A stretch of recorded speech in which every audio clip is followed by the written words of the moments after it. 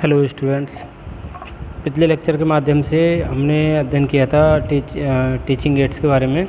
तो हम audio visual add teaching ads क्या हैं उसके बारे में हम पढ़ चुके हैं, उनके कार्यों के बारे में। अब हम बात करते हैं teaching aids audio visual aids का classification of audio visual aids. तो सामाजिक विज्ञान विषय में जो ऑडियो विजुअल एड्स का टीचिंग एड्स का यूज किया जाता है दृश्य श्रव्य सामग्री का, वो उनका वर्गीकरण के बारे में हम बात करते हैं कि उसको कितने प्रकार का होता है। वो मैक्सिमम आप सभी लोग जानते होंगे कि मुख्यतः जो है इसके जो 3 टाइप्स हैं। पहला है श्रव्य सहायक सामग्री ऑडियो एड्स, और सेकंड है दृश्य सहायक सामग्री विजुअल एड्स, और तीसरा है थर्ड दृश्य श्रव्य सहायक सामग्री। ठीक है, तो पहला तो मैंने आपको बताया था कि श्रव्य सहायक सामग्री जो होती है ऑडियो है, इसमें सिर्फ आवाज़ सुनी जाती है, और दृश्य सहायक सामग्री होती है इसमें चित्र देखे जाते हैं, आवाज़ नहीं आती है। और तीसरा है दृश्य श्रव्य सामग्री, इसमें आवाज़ भी आती है, चित्र भी दिखाई देता है, तो ये ऑडियो विजुअल एड्स कहलाता है। तो शिक्षण की सहायक सामग्री का जो वर्गीकरण है वो 2 माध्यमों के रूप में भी किया जा सकता है। जैसे पहला है projective and non projective media. तो प्रक्षेपित, इसे कहते हैं प्रक्षेपित माध्यम तथा अप्रक्षेपित माध्यम, इनके रूप में भी किया जा सकता है। सामान्यतः दृश्य श्रव्य जो सहायक सामग्री हैं इनका वर्गीकरण इस वर्गीकरण के अंतर्गत आते हैं। जैसे पहला है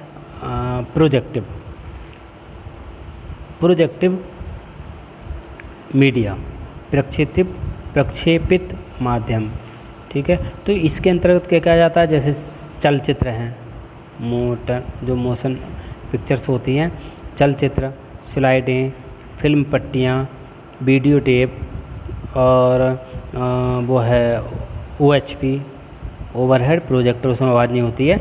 एक ट्रांसपेरेंसी का यूज़ किया था, ट्रांसपेरेंट, मैंने आपको क्लास में कई बार बताया भी था, और शायद आपने उसमें ICT वाले पेपर में मैडम ने आपको लेक्चर बना के भेजा था OHP के बारे में, तो शायद आप पता होगा आप लोगों को। तो OHP के माध्यम से सिर्फ एक हमने क्या करते हैं, उसमें स्लाइड होती है, स्लाइड बनती है, ट्रांसपेरेंट जो सीट होती है A4, उस पर परमानेंट मार्कर से लिख करके यूज़ किया जाता है, और उसको प्रोजेक्टर के माध्यम से सीधे उस पर दिखाया जाता है दीवार पे या प्रोजेक्टर पर, उसमें आवाज़ नहीं होती है। और नेक्स्ट है अपारदर्शी सामग्री। ठीक है, जिसमें जो इसका नेक्स्ट है रिकॉर्डिंग। तो इसमें कहीं ना कहीं ये सब प्रोजेक्टिव मेथड मीडिया के माध्यम से इनको यूज़ किया जाता है। नेक्स्ट है नॉन प्रोजेक्टिव। इनके अंतर्गत कौन कौन से आते हैं, जैसे bulletin board, chalk board. Bulletin board तो आप जानते होंगे, बहुत सारे इसमें वो लगे रहते हैं, डायग्राम वगैरह बना के अपने स्वभाव से बच्चे लगाते हैं। और chalk board, flannel board, graph, chart, model, मानचित्र, रेखाचित्र, और विभिन्न प्रकार की आकृतियाँ। ठीक है, तो ये हो गई नॉन प्रोजेक्टिव मीडिया, एक प्रोजेक्टिव और सेकंड नॉन प्रोजेक्टिव। नेक्स्ट है दूसरा, इसका क्लासिफिकेशन जो किया गया है, जैसे अलग अलग ऑडियो दृश्य श्रव्य सहायक सामग्री का वर्गीकरण, classification of audio visual aids. तो इनका पहला, जैसे मैंने आपको बताया था, श्रव्य सामग्री ऑडियो एड्स। तो ये जो सामग्री होती है इसके अंतर्गत रेडियो, मैंने बताया भी था शायद आपको, radio, gramophone, link phone, teleconferencing, और टेप रिकॉर्डर, ये सारे आ जाते हैं। और दृश्य सामग्री में वास्तविक वस्तु आ जाती हैं, दिखाना, कोई रियल मटेरियल दिखाते हैं हम, या फिर हाथ का बना हुआ दिखाते हैं वो। और प्रतिमान नमूने हो गए, नमूने आते हैं, किसी का कोई नमूना दिखा दिया। ठीक है, जैसे ताजमहल का आप टॉपिक पढ़ा रहे हैं, तो आप ताजमहल रियल में तो ला नहीं सकते, या तो उसको वीडियो में दिखा सकते हो और उसका चित्र बना करके दिखा सकते हो। ठीक है, नमूना कोई बना करके चित्र। और नेक्स्ट है मानचित्र। ठीक है, तो मानचित्र में इनमें सब क्या क्या आ गया, रेखा चित्र, खाके, graph, chart, bulletin board, plain board, संग्रहालय, जादू की लालटेन, चित्र विस्तारक यंत्र, स्लाइडें, फिल्म पट्टियाँ, चित्रदर्शक, मूक चित्र, और जो है ओवरहेड प्रोजेक्टर, ये आ जाते हैं दृश्य सामग्री में, विजुअल नहीं, हाँ विजुअल एड्स में। और तीसरा है श्रव्य दृश्य सामग्री, तो इसके अंतर्गत चलचित्र, सिनेमा, समाचार संबंधी और ये सब आ जाते हैं, नाटक, दूरदर्शन, इसमें आवाज़ भी आती है, वो सब इनका विस्तारपूर्वक अध्ययन करते हैं। जो पहला है श्रव्य दृश्य सहायक सामग्री, शिक्षण सामग्री, ऑडियो टीचिंग एड्स, तो ये जो होते हैं जैसे रेडियो है तो सभी जानते हैं रेडियो। अब रेडियो के बारे में आपने सब आईसीटी वाले उसमें पेपर में आपने सारा पढ़ा है, विस्तार से बताने की ज़रूरत नहीं है। इसका जन्म की कहानी अगर हम बात करें तो 1885 ईस्वी में ये आरंभ हुई थी, रेडियो की जो उत्पत्ति हुई थी। ठीक है, तो आधुनिक जीवन में रेडियो का विकास इतना अधिक हो गया कि अब ये हमारे लिए बहुत आवश्यक की वस्तु बन गया। एक समय वो था कि रेडियो, ये टीवी नहीं था, मोबाइल जो बॉक्स है वो नहीं था, तो रेडियो से ही सारे इसका शिक्षण में भी इसका उपयोग किया गया था काफ़ी कुछ।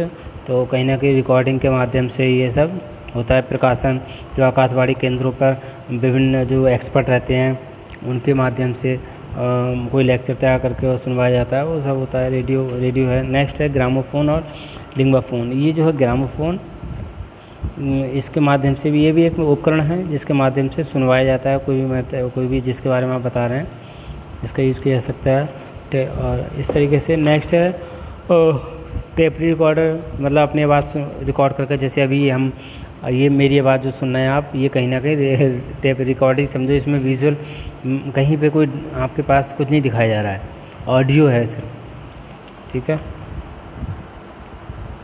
श्रव्य है, सुन रहे हो सिर्फ। और सेकंड जो थी दृश्य सहायक शिक्षण सामग्री, विजुअल टीचिंग एड्स, तो इसमें जैसे वास्तविक पदार्थ आ गए, रियल ऑब्जेक्टिव्स आ गए।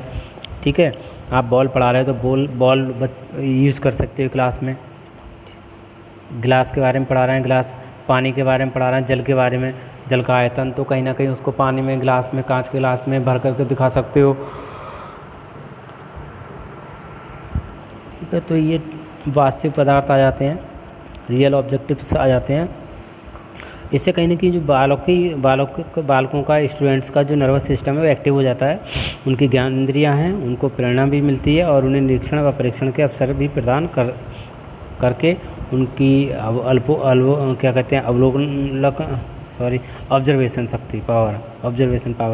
अवलोकन शक्ति का भी विकास कर सकते हैं। और ध्यान देने की एक बात और भी है कि जब बालक वास्तविक पदार्थों को देखते हैं या छूते या चखते हैं तो उनकी क्रमशः दृष्टिक जो होती है रस प्रतिभाएँ निर्मित होती हैं। ये प्रतिभाएँ जो हैं बालकों की कल्पना शक्ति, इमेजिंग पावर को भी विकसित करने में सहयोग प्रदान करती हैं। ठीक है, और इसमें आप थर्मामीटर, भौतिक तुला, कुर्सी, मेज़, रोटी, कपड़ा, फल, फूल, ये सारी चीज़ें आ जाती हैं इसमें रियल ऑब्जेक्टिव में। मॉडल्स है सेकंड, तो मॉडल्स में आप किसी का मॉडल बना सकते हैं, हाथी, घोड़े, रेल इंजन आदि जहाज़ का। इतने बड़े दिखाना तो संभव नहीं होता कि इनका यूज किया जाता है। तो जैसे बड़े बड़े, अभी ये ताजमहल के बारे में बता रहे हैं तो ताजमहल का मॉडल भी बना सकते हैं। हाथी के बारे में पढ़ा रहे हैं, हाथी तो नहीं ला सकते ना क्लास में, तो हाथी का मॉडल बना सकते हैं आप। घोड़े, रेल का इंजन इत्यादि, जहाज़ वगैरह, ये सब इनका मॉडल बना करके यूज़ किया जा सकता है। तो ये टीचिंग कहीं ना कहीं टीचिंग को प्रभावित करते हैं, प्रभावित। अचल चित्र क्या होते हैं? स्टिल पिक्चर से, तो इसमें चित्र ये होते हैं, चित्रों का प्रयोग उस समय किया जाता है जब ना तो कोई वास्तविक पदार्थ ही उपलब्ध हो और ना ही कोई नमूना मिल सके। तो दूसरे समय जब वास्तविक पदार्थों नमूने को ना मिलना कठिन हो जाता है तो ऐसी स्थिति में हम क्या करते हैं, चार्ट पर चित्र बनाते हैं उसके माध्यम से, और उसके माध्यम से शिक्षण को प्रभावी बना सकता है। हम एक्सप्लेन कर सकते हैं क्लास में जा कर के, जो बच्चों का नर्वस सिस्टम है उसको एक्टिव कर सकते हैं, उसकी रुचि पैदा कर सकते हैं। तो यही है, इसका यूज तभी किया जाता है अचल चित्र का, कि जो अचल चित्र कौन से होते हैं, स्टिल पिक्चर्स वही होते हैं जो डायग्राम वगैरह, चित्र वगैरह बनाते हैं। ठीक है, बॉल है, बॉल रियल मटेरियल नहीं मिल पा रही तो आप डायग्राम उस पर बना लीजिए, बॉल उसको यूज़ कर सकती है वहाँ पर। ठीक है, ये इस तरीके से है। और हालांकि ये चित्रों का जो प्रयोग है प्राय सभी स्तरों पर करना चाहिए, विशेष रूप से भूगोल, इतिहास, विज्ञान, भाषा, बागवानी एवं प्रकृति निरीक्षण इत्यादि विषयों के सब्जेक्ट्स के शिक्षण में अवश्य करना चाहिए। ठीक है, यदि शिक्षक को बने बनाए चित्र उपलब्ध ना हो सकें तो संबंधित बातों से स्पष्ट करके उसको चित्रों का निर्माण स्वयं ही कर लेना चाहिए। ठीक है, और कुछ बातों का ध्यान भी रखना चाहिए। जैसे चित्र इतने स्पष्ट, रंगीन, आकर्षण होना चाहिए, इफेक्टिव होने चाहिए, अच्छे हों कि प्रत्येक बालक उन्हें देखकर वास्तविक पदार्थों के आकार और रंग रूप में परिचित हो जाए। फॉर एग्जाम्पल जैसे कोई क्लास में जब बच्चों को आप देखते हो ना, छोटी छोटी किताबें भी आती हैं, डायग्राम अच्छे से कितने कलरफुल वगैरह होते हैं, बच्चे कहीं ना कहीं इंटरेस्ट लेते हैं, बहुत ध्यान से देखते हैं उसको और सारी चीज़ क्लियर हो जाती है। अभी हम जैसे उसके बारे में पढ़ा रहे हैं, जैसे ग्लोब है, ग्लोब के बारे में पढ़ा रहे हैं, आपको रियल नहीं मिल पाया ग्लोब, कहीं शॉप पे है, कहीं महंगा भी है, कॉस्टली है, उसको हमने बनाया। आपने अगर चार्ट भी बनाते हो तो कहीं ना कहीं उसमें जो ब्लू कलर का कलर है, कलरफुल बनाएंगे। पानी है तो ब्लू कलर का दिखाई देता है ग्लोब में, तो ब्लू बनाएंगे। चार्ट में अलग अलग नक्शों का कलरफुल बनाएंगे, ताकि अब जैसे भारत संसार का नक्शा है, उसमें भारत का है, वो सब अलग अलग देशों को अलग अलग कलर में दर्शाएंगे, ताकि वो स्पष्ट हो सके और बच्चे सीख सकें, रुचि पैदा हो सके, बच्चे ध्यान से उनको लगे रियल है। और चित्रों के पाठ से संबंधित मुख्य मुख्य बातें ही दिखानी चाहिए, अन्यथा बातें छिप जाएंगी और बालक भ्रम में पड़ जाएंगे। आपने कन्फ्यूजन वाली स्थिति नहीं होनी चाहिए। ऐसा नहीं है आप पढ़ा कुछ रहे हैं और आपने मिक्सअप कर रखा है वहाँ पे, तो जो चीज़ें एकदम क्लियर हो, मेन जो कंटेंट से रिलेटेड पॉइंट्स होते हैं उन्हीं का यूज़ होना चाहिए। नेक्स्ट मानचित्र। मानचित्र का प्रयोग प्रमुखता ऐतिहासिक घटनाओं, भौगोलिक तथ्यों अथवा स्थानों के स्थान अध्ययन करने के लिए परम आवश्यक है। देखा जाए तो मानचित्र बने बनाए ही बाज़ार में मिल भी जाते हैं और उनका अच्छे से प्रयोग भी हो सकता है, अच्छे भी होते हैं। तो इनका स्वयं ही अगर आप चाहें तो स्वयं भी बना सकते हैं, स्वयं बनाएंगे ज़्यादा अच्छा रहेगा। बच्चे में क्रिएटिविटी का भी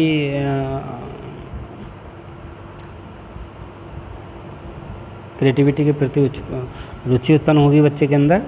और एक बात ध्यान रखनी चाहिए कि टीचर जो है को मानचित्रों के ऊपर उनका नाम, शीर्षक, दिशा, संकेत, ये सब आदि अवश्य लिखना चाहिए।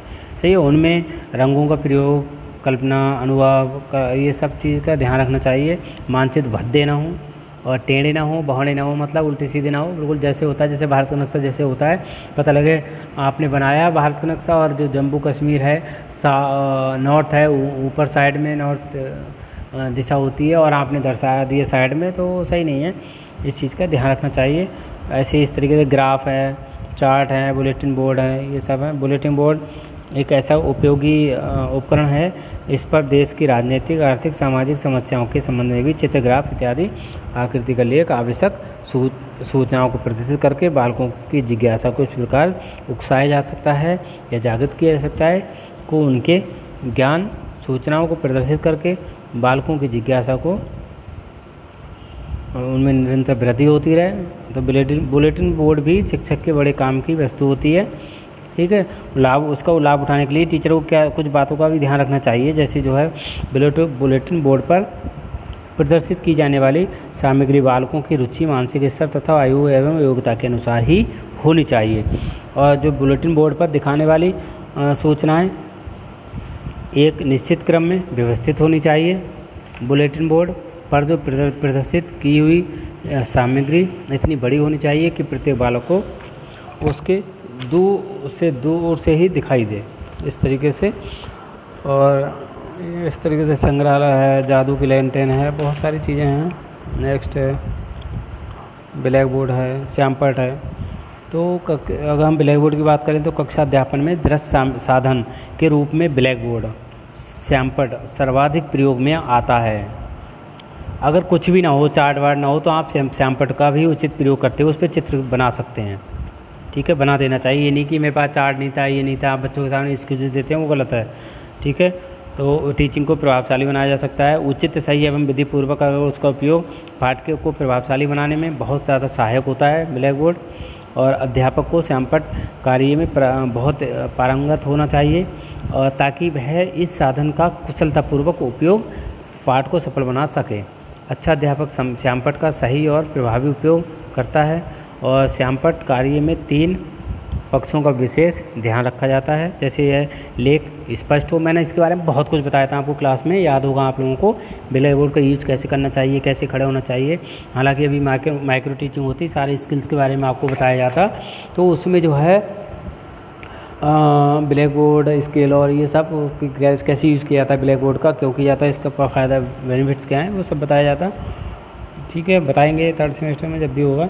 तो ये कार्य जो है उपयुक्त एवं पाठ से संबंधित हो और जो ब्लैक बोर्ड का यूज किया जा रहा है और पाठ विकास में सहायक भी हो। इस तरीके से बहुत है।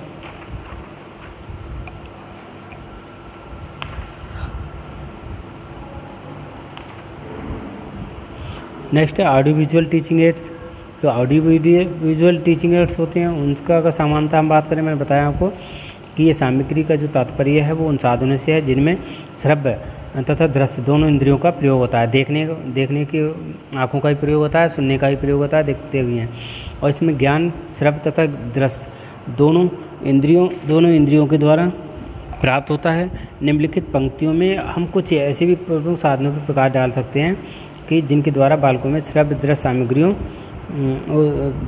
दृश्य श्रव्य दोनों ही इंद्रियों के साथ साथ प्रयोग करने से प्राप्त होता है। जैसे पहला है चलचित्र, सिनेमा। तो सिनेमा में आप जानते हैं सुनते हैं, देखते हैं ये सब। तो इसका एक मुख्य दूसरा रूप है चलचित्र का, सिनेमा। इसके चित्र की जो बातें क्रियाएं भी दिखाई देती हैं, साथ ही ध्वनि की व्यवस्था की होती है। इस प्रकार चलचित्र और सिनेमा 20वीं शताब्दी की जो शिक्षा का सस्ता, सुलभ और यंत्रीकृत महत्वपूर्ण साधन है माना जाता है। समाचार संबंधी फिल्म, आलेख संबंधी फिल्म, दूरदर्शन, टेलीविज़न, ठीक है। इस तरीके से देखा जाए कक्षा में दूरदर्शन, टेलीविज़न तथा चलचित्रों का प्रयोग कैसे किया जाता है, क्यों? तो कक्षा शिक्षण में इस श्रव्य दृश्य सहायक सामग्री का प्रयोग किया जाने लगा है। भारत में देखा जाए तो भारतवर्ष में भी इनकी जो प्रभावशीलता है वो उसके मूल्यांकन के लिए शोध कार्य किए गए हैं। ये सहायक सामग्री सबसे अधिक प्रभावशाली सिद्ध हुई थी टेलीविज़न और चलचित्र। कक्षा शिक्षण में इनके प्रयोग के लिए 6 सोपानों का अनुसरण किया जाता है। जैसे पहला है प्रथम सोपान, 6 सोपान, 6 स्टेप हैं। पहला इकाई योजना बनाते समय ये निश्चय कर लिया जाता है कि कौन सा प्रकरण किस स्थिति में किस समय पर छात्रों को दिखलाया जाए, ठीक है, प्लानिंग की जाती है। और दूसरे में चलचित्र का कक्षा में उपयोग करने से पूर्व शिक्षक को स्वयं चलचित्रों को 2-3 बार देखना होता है। और तीसरा जो स्टेप है, शॉर्ट बता रहा हूँ आपको, दूसरा इसमें द्वितीय में अगर हम बात करें और बिंदुओं को ध्यान में स्थिर करना होता है जिनको प्रस्तावना के रूप में प्रस्तुत करना होता है। तीसरा जो स्टेप है उसमें चलचित्र दिखाने से पूर्व चलचित्र की प्रस्तावना के रूप में शिक्षार्थियों को कुछ बिंदुओं से संबंधित स्पष्टता होनी चाहिए। उनको बताना चाहिए कि चलचित्र के माध्यम से मूलतः क्या दिखाया जाने वाला है, चलचित्र के यहाँ कुछ किन किन बिंदुओं को ध्यानपूर्वक देखना है। ये सब बच्चों को टीचर क्लास में पहले से बता देता है। और चौथे स्टेप में फिर क्या करता है, इस स्टेप में जो है टीचर ये ज्ञात करता है कि चलचित्र शिक्षार्थियों को विषय वस्तु कंटेंट जो है उससे ज्ञान कराने में किस सीमा तक प्रभावी हुआ है, उसका यूज़ करने के बाद उससे बेनिफिट्स हुआ नहीं हुआ, शिक्षण उद्देश्य प्राप्त हुए नहीं हुए। और 5वां जो स्टेप है इसमें जो है शिक्षार्थियों को चलचित्र से संबंधित विषयों पर अन्य पुस्तकों, पत्रिकाओं की सूची दी जा सकती है। शिक्षार्थी अर्जित अनुभवों का प्रबलीकरण कर सकते हैं। गृह कार्य के रूप में चलचित्र पर सारांश लिखना और बहुत सारे प्रश्न हल करना भी इसी सोपान में के अंतर्गत आता है। नेक्स्ट है 6, छठा सोपान, छठा स्टेप, 6 स्टेप जो है इसमें जो है शिक्षक स्वयं चलचित्र की प्रभाव उत्पादकता का मूल्यांकन करता है तथा भविष्य में चलचित्र और अधिक प्रभाव उत्पादक ढंग से उपयोग करने के लिए मूल्यांकन सुझाव अपनी पत्रिका में भी या चलचित्र के साथ आने वाला निर्धारित प्रारूप स्ट्रक्चर में अंकित करता है। और नेक्स्ट है शैक्षिक भ्रमण, शैक्षिक फील्ड ट्रिप। तो शैक्षिक भ्रमण में कक्षा के बाहर ये तो हो गया आपका वो दूरदर्शन, चलचित्र, शैक्षिक भ्रमण है। उसमें कक्षा के बाहर स्थित किसी स्थान पर एक प्लानिंग तरीके से, योजनाबद्ध तरीके से एक निरीक्षण माना जाता है। शैक्षिक भ्रमण तभी आयोजित किया जाता है जब कक्षा की 4 दीवारी के विषय के किसी पक्ष को भलीभांति स्पष्ट करना संभव हो। जैसे फॉर एग्जाम्पल नदियों का कार्य, विभिन्न प्रकार की चट्टानें, कृषि उपजें, व्यापारिक केंद्र, डाकखाने का कार्य, पंचायत कार्य, ये सब। ये कहीं ना कहीं शैक्षिक, हालांकि अब देखा जाए तो एजुकेशनल जो टूर है, ट्रिप है वो या फील्ड ट्रिप टूर का गलत इस्तेमाल किया जाता है, एंजॉय करने जाते हैं बस। नहीं तो अभी मैं बताऊँ आपको, जब मैं एमए पीजी कर रहा था, ज्योग्राफी से किया था, तो हम लोग गए थे टूर पे। हम पता पूरा मटेरियल लेके गए थे, सारा सर्वे का। उसमें ज्योग्राफी के बहुत सारे सर्वे होते हैं, वो सारे सर्वे के लिए हम पूरा इतना सामान अपना सब लेके गए थे। तो लगा था हाँ वाकई टूर है, एजुकेशनल टूर है। अब तो एंजॉय करने जाते हैं बस, लोग ऐसे करते हैं ये। तो ये इन कुछ चीज़ों का ध्यान रखना चाहिए। ये नहीं गए टूर पे गए अपना मस्ती कर रहे हैं, ये सब कर रहे हैं, ये नहीं होता है। ठीक है, इस तरीके से। नेक्स्ट है नाटक, ड्रामा। तो ड्रामा के माध्यम से, ये भी एक श्रव्य साधन है। सामने हमें दिख भी रहा है क्या चल रहा है, और आवाज़ भी आ रही है, सब कुछ है। तो इस साधन को जो है बहुत प्राचीन काल से ही शिक्षा जगत में महत्वपूर्ण स्थान दिया जा रहा है। नाटक देखने अथवा इसमें सक्रिय रूप से भाग लेने की इच्छा प्रायः सभी बालकों में होती है। जब बालक नाटक के देखते हैं, खेलते हैं, शिक्षण क्रिया इतनी प्रभावशाली बन जाती है कि सभी बालक सामाजिक, आर्थिक, धार्मिक तथा व्यवहारिक अनुभवों को स्वाभाविक रूप से प्राप्त करते हैं। ठीक है, अब देखा जाए इनकी विशेषताएं। श्रव्य दृश्य सामग्री की विशेषताएं, तो विशेषताओं के बारे में ये जो है ऐसी होनी चाहिए जो सामग्री, शिक्षण सहायक सामग्री या ऑडियो विजुअल टीचिंग एड्स, तो कि जो ऐसे होने चाहिए कि जो शिक्षण के उद्देश्य की प्राप्ति करने में सहायता हो, खाली एंजॉय ना हो उससे। और शिक्षण सहायक सामग्री सुंदर, आकर्षक होनी चाहिए, स्पष्ट होनी चाहिए। इसका अर्थ ये नहीं है कि इतनी सुंदर हो कि बालक उसकी सुंदरता में ही लीन होकर मूल पाठ से जो विचलित हो जाए, जो कंटेंट आप पढ़ा रहे हैं उसको भूल जाए, उसको छोड़ दे और आपका जो चित्र बना के आए उसमें ही विलीन हो जाए। ठीक है, पता लगा महारानी लक्ष्मीबाई यहाँ पढ़ा रहे हो, महारानी लक्ष्मीबाई का चित्र आपने इतना सुंदर बना दिया कि बच्चे उसको ही देख रहे हैं, कितनी सुंदर है, कितनी स्मार्ट लग रही है, ये सब। तो अपने कंटेंट से कहीं ना कहीं बच्चे हट जाएंगे, तो इस चीज़ का ध्यान रखना है। और नेक्स्ट, दृश्य श्रव्य सामग्री ना तो बहुत छोटी होनी चाहिए और ना ही बहुत ज़्यादा बड़ी हो, परंतु उसे इतनी बड़ी हो बस होनी चाहिए कि कक्षा के सभी बालक उसे आसानी से देख सकें। सपोज 40-50 बच्चे बैठे हुए हैं, जो पता लगा आगे वाले देख पा रहे हैं और जो पीछे बैठे हुए उनको पता ही लग रहा है क्या का चित्र बना हुआ है। तो छोटा भी ना हो, ज़्यादा बड़ा भी ना हो। और दृश्य श्रव्य सामग्री को बालकों के उसके लेवल के अकॉर्डिंग ही बनानी चाहिए। ठीक है, ये इसकी विशेषताएँ, बहुत सारी विशेषताएँ हैं। जिन चित्रों, मानचित्रों, चार्टों को बालकों के सामने प्रदर्शित किया जाता है उनमें आवश्यकता से अधिक बातें अंकित नहीं करनी चाहिए, इससे उनका प्रभाव कम हो जाता है। ठीक है, नेक्स्ट हम बात करें इसका उपयोग। तो इसका उपयोग करते समय कुछ अवस्थाएं, दृश्य सामग्री का जो प्रयोग है उनका निम्न अवस्थाओं में किया जाना चाहिए। जैसे जब वस्तु इतनी बड़ी हो कि उसे कक्षा में ना लाया जा सके, जैसे ताजमहल, विला, मंदिर, हाथी, घोड़े इत्यादि। सही है, तो वो उसका तो मैंने पहले बताया था आपको, एक मॉडल तैयार कर सकते हैं। और इसको जब वस्तु इतनी छोटी हो कि उसे सरलतापूर्वक ना देखा जा सके, जैसे एटम, अमीबा, एटम बम तथा अमीबा इत्यादि, तो उनका भी हम डायग्राम बना सकते हैं, चित्र बना सकते हैं। और जब वस्तु उपलब्ध ना हो, जैसे भूतकाल के सिक्के नहीं हैं हमारे पास, अस्त्र वेशभूषा इत्यादि, तो उनके भी चित्र बनाकर दिखा सकते हैं।